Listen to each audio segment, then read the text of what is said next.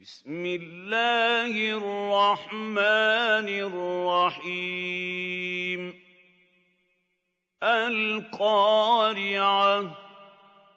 ما القارعة وما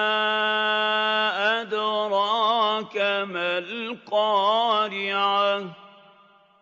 يوم يكون الناس كالفراش المبثوث وتكون الجبال كالعهن المنفوش فأما من ثقلت موازينه فهو في عيشة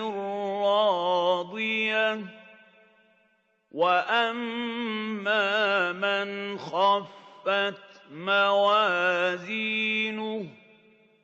فأمه هاوية وما